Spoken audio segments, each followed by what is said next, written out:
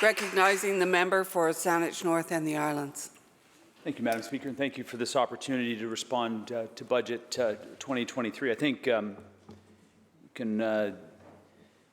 just suggest that my response to this budget will be somewhat different than what we've been hearing in the debate so far. I think it's interesting to listen as the different perspectives here are being articulated. It's interesting listening to the analogies that are being used with respect to airplanes and clear cutting and sustainability.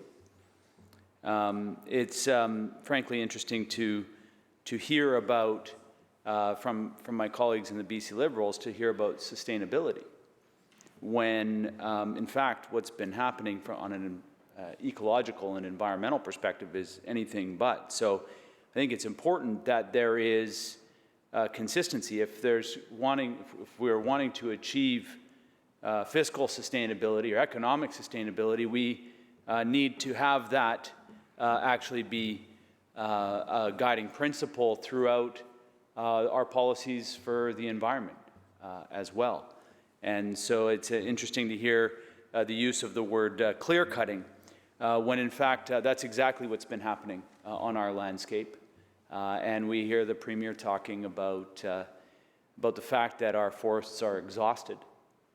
And there's only one reason why the forest lands in a province that have been so blessed with natural resources like the forests that we have, the coastal Douglas fir, the western red cedar, the hemlock, is because we are voracious appetite to clear cut them. And the reality that for decades we've not been replacing them with forests, we've been replacing them with tree farms. Not monoculture for sure, but certainly not biodiverse, rich ecosystems that reflect anything like the forest that was cut before. We wonder why our streams are superheated and our relatives, the Schaitnook, the salmon, cannot survive in them anymore because we've basically pulverized them. We've removed all of the cover, superheating those creeks and streams and making them hostile environments to salmon. Indeed, just outside this chamber is the rotunda, and in that rotunda there are 4 paintings, and the 4 paintings highlight the foundation of the economy of this province: agriculture, mining, forestry, and fisheries. Fisheries were exhausted 2 decades ago, 3 decades ago in this province. You could see the streams of salmon in the Salish Sea. That's how thick they were at one point in the history of this province. Reduced to a mere trickle in our creeks and streams up and down the coast. The forest lands of this province, the old growth, the massive timber, the kinds of trees that we see the slice of outside the Douglas fir room that are 1,000 years old, those trees have been clear cut off the face of our province, off the landscape. And so, indeed, I think that it's important that if we're going to be coming in to here and using analogies and wanting to, I guess, bring to life the perspectives that we have about Budget 2023, and we want to use that language, that it's important that it's consistent, not just in how we view our budget, but it's how we view our relationship to the land and the land base. Indeed, for the Indigenous people, the people that I'm proud to descend from, the economy and the relationship to nature were one and the same. We didn't have the benefit of borrowing. There was no such thing. You only had what was in front of you. You only had what returned that year. There was no way to no way to bank the extra, or not very easily anyways. There was only what nature provided you. And so the inheritance, the nehimit that we received from those who carried the names that we had before us, were the locations in which you could harvest. the locations in which you could extract. And you relied on your ancestors to be good stewards of those places. And you were also connected in a way to the future that this place is not connected. And this is where I resonate with some of the comments that are being made on both sides of this house. We have not been good stewards of this place historically. And when you look at Budget 2023 and when you look at the kinds of investments that are being debated in the other houses now in the supplemental budgets, the question has to be, are we spending this money as good stewards for future generations? You know, 7 generations thinking is the connection that you have to the 3 generations behind you and the connection that you have to the 3 generations ahead of you. It is a responsibility to live and be in a place not just now, but a recognition that you have a responsibility to the future generations that are going to come after you. And just as we hold up our ancestors, just as we hold up the people that we came from, the relationship that they had to the land, we need to also remain connected to the people who are going to come after us, to the future generations. And I hear elements of that debate playing out in here over Budget 2023, and I've heard it 22, 21, 19, 20, 19, 18, and 17, the first budget that I was here and had the opportunity to be here a few budgets before that when the former government was here, and the decisions that they made about how they were going to invest the wealth that we have been extracting from the landscape at unsustainable rates. We continue in that way. Unsustainable extraction of resources, to the point where actually we're getting to a situation where 2 of the 4 paintings on the rotunda we may, at Lamsey, need to consider replacing them. Because those industries that we relied on as a province, the extractive industries and the economic development that indeed in those industries Indigenous people participated in before the first Europeans arrived, engaged in forestry, engaged in fisheries, but they were doing it in a truly sustainable way. I take a look at Budget 2023 and the opportunity that was presented. I take a look at the supplemental budgets, items and estimates that are happening in other rooms, billions of dollars. And I was mentioning to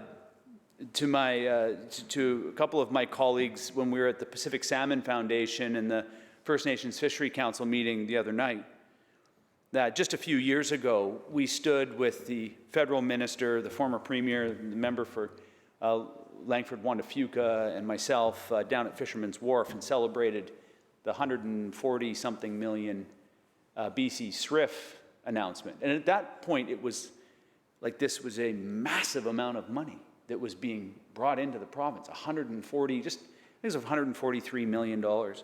And it was going to be allocated around the province to do good work on watersheds and on upgrading weirs, on science and innovation when it came to protecting and standing up for the wild Pacific salmon.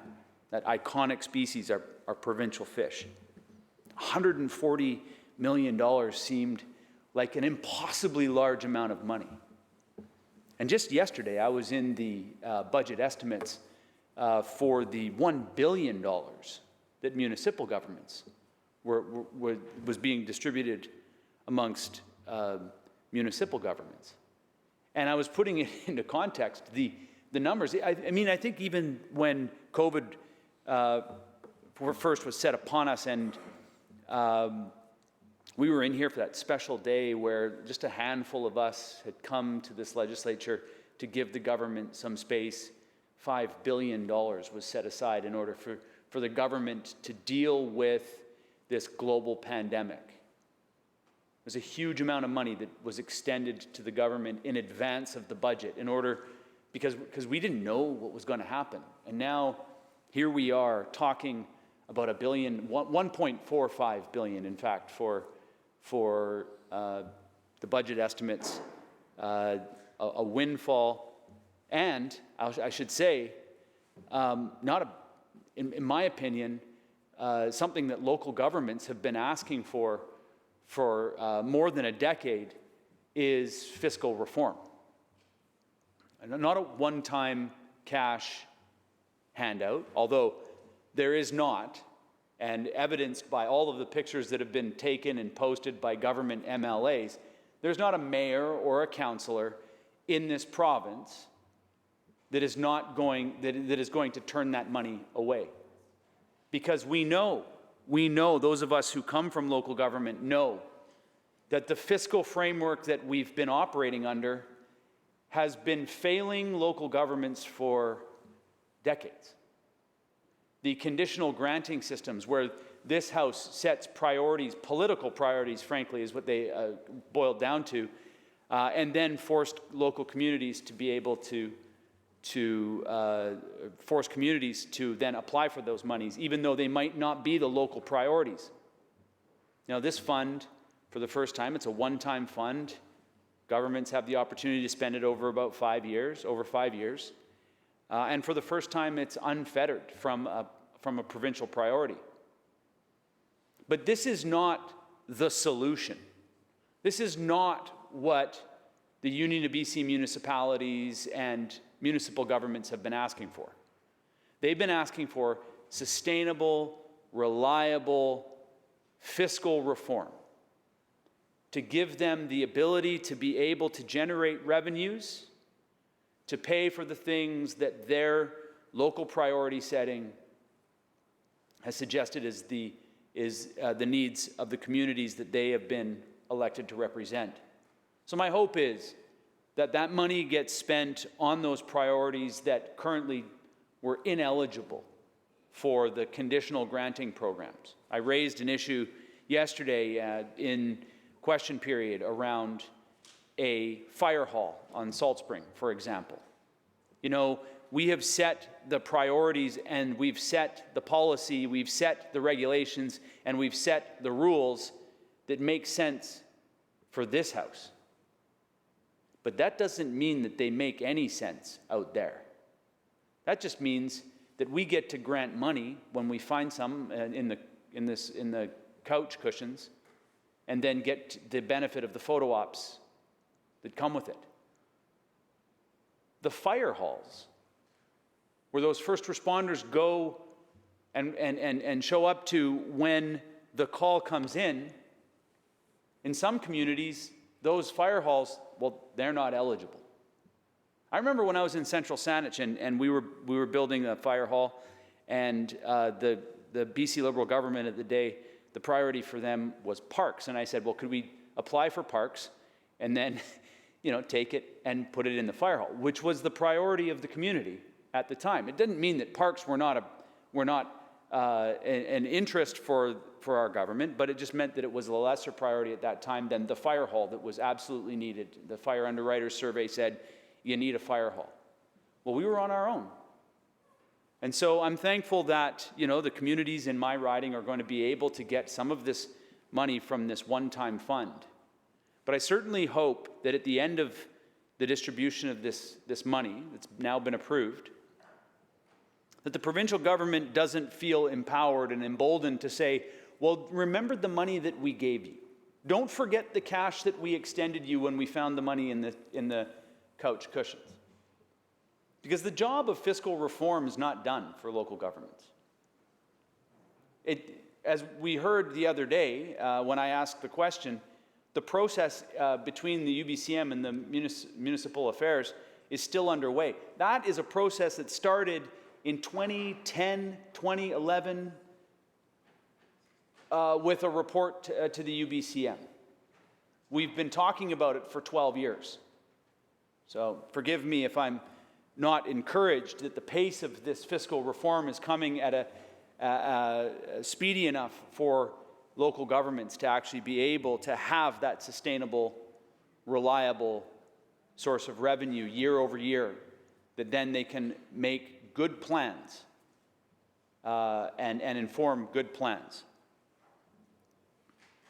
Looked at Budget 2023 as an opportunity for a new premier, somebody who certainly has been in this place, this chamber, since 2017 and before that, but since 2017 as the Attorney General, someone who's been very attentive to where we are at in this province. Indeed, I think when the Premier was the Attorney General, and I joked with him a little bit in the hallway today, that he was here every day almost in those sessions debating numbers and numbers of bills. There is no doubt that our Premier is well aware of the situation that we face sitting around the cabinet table for the last 6 years. It was a hope that I and my colleague had that he would use this opportunity to create a legacy with just a few short years left until the next election. That the Premier would take the surplus that they had found and the budget for Budget 2023 and create a legacy. Be transformative.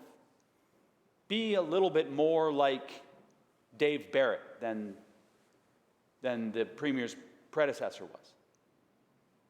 Do some big things in the final months remaining before the next provincial election. But unfortunately, what we saw is not a transformative budget. It is more like a fiscal update for 2022. It's using, rather than making systemic change, it's using tax rebates, it's using tax credits and rebates, short-term thinking, short-term fixes, but they're not even really fixes. They're a way for people to feel like the government is doing something, but the government actually hasn't changed the underlying problems with the systems that are broken and that are not serving British Columbians well. And one of the examples of this is the situation when it comes to an increase for people on disability payments, support payments. Yes, the government has increased the shelter rates. Yes, the people who receive the $140-something when it comes to the increase in shelter will be happy for the $140. Nobody's going to say that they are not going to accept that when they are in a situation that they're in and every dollar counts. When they are living, when people on disability and people on social supports are receiving $10,000 less than the poverty line in our province, what the government is offering in this budget is thousands of dollars a month short of what's needed for people to live in a dignified way, being able to meet the basic poverty line in this province. They have failed to deliver what's needed. Yes, they've given something. And here we are today in another part of this legislative assembly right now as I speak, talking about the nominal increase in budget for social development and poverty reduction, rather than talking about how the government has used the surplus that they have found at the end of this year to increase those payments and to support people who rely on those payments day after day, month after month, year after year. That's not being offered to them. So there is an opportunity. There was an opportunity with this budget for the new Premier to be transformative. And I think that this budget, from our view of it, has fallen short of that.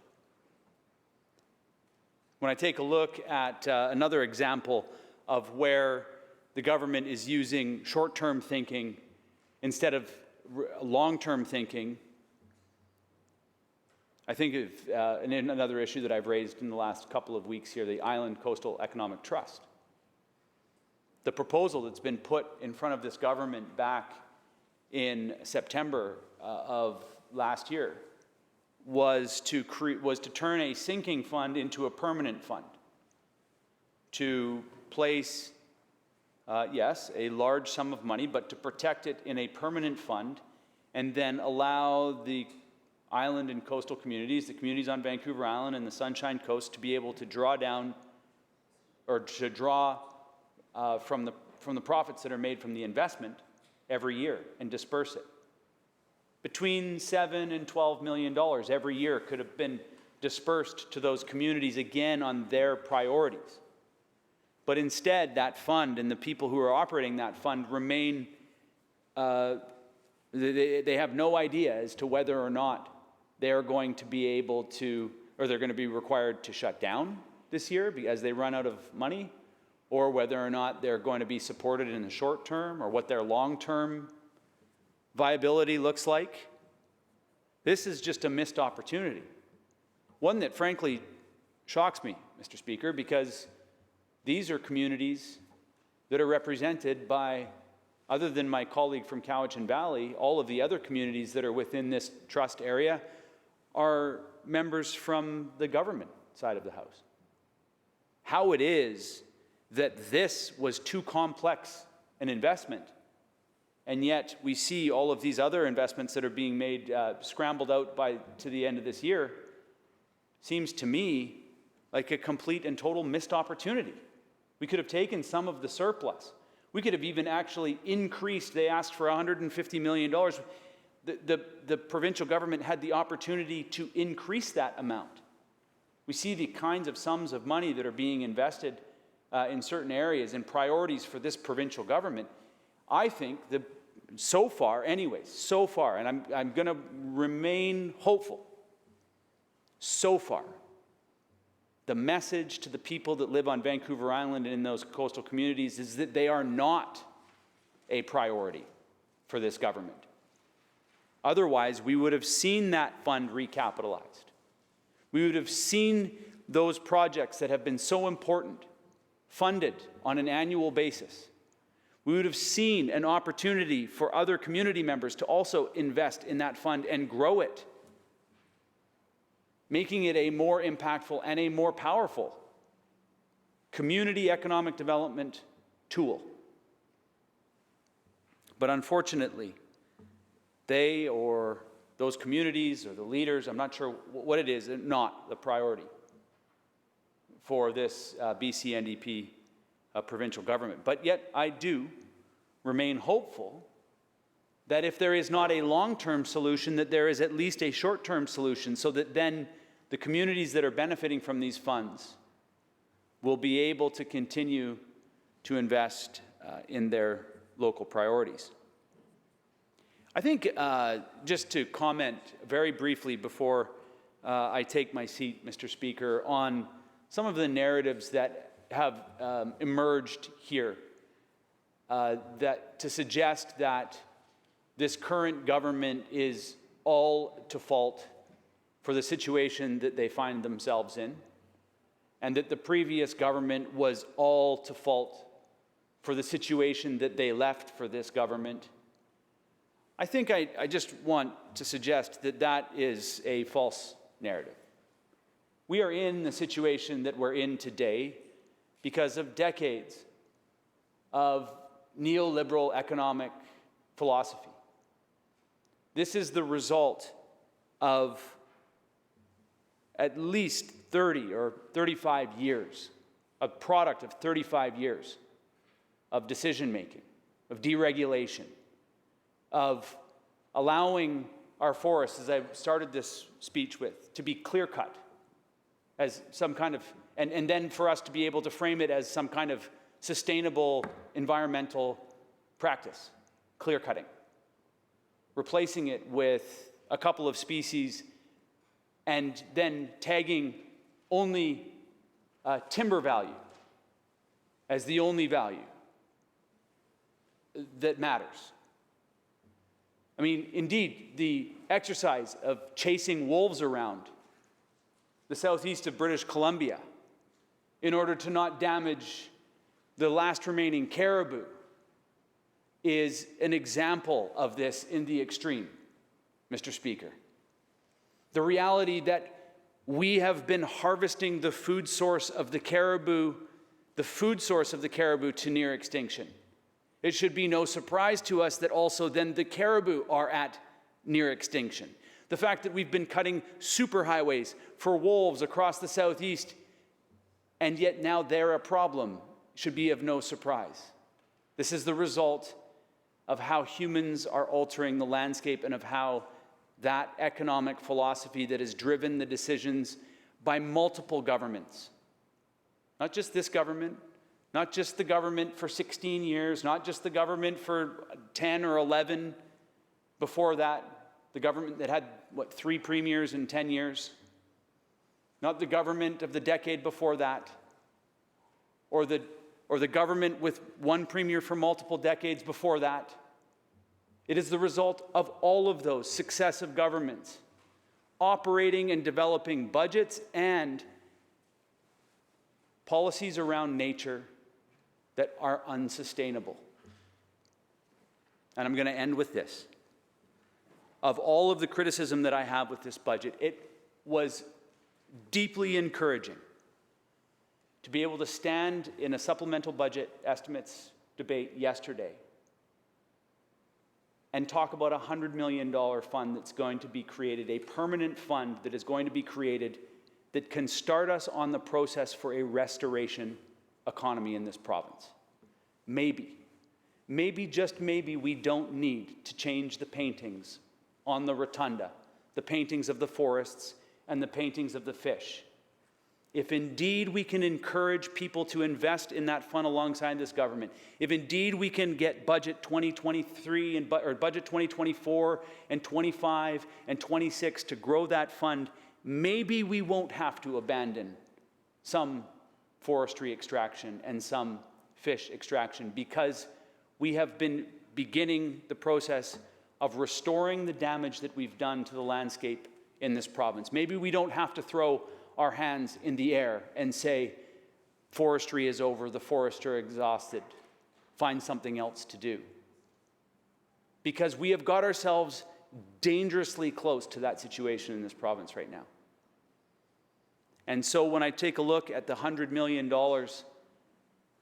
I was proudly able to stand and say, I can support this investment. And I can stand up and encourage people to join in the investment in this. Because $10,000, $20,000, $1 million at a time, we can encourage the people who live on the land, who benefit from the land, who have the philosophy that my ancestors left to me, to say that we belong to the land, to begin restoring and investing in those places, those sacred places that have been destroyed in the past. But it's going to take us to have a different conversation in this place. It's going to take us to have a different frame around the way we view our budgets and the debate that we have on both sides of this place that frankly isn't all that productive. So with that, Mr. Speaker, I look forward to engaging the ministers in the time that we've been able to work out with our colleagues in the official opposition to ask however many questions we get in those budget estimates, to learn more about how the ministers are going to be expending the resources that they have been allocated in budget 2023. I look forward to that process. I do every year to better understand what their philosophy is, the underlying philosophy is, about how they're going to move forward. I'm grateful for this opportunity to say a few comments about budget 2023, and with that, I'll take my seat. Thank you.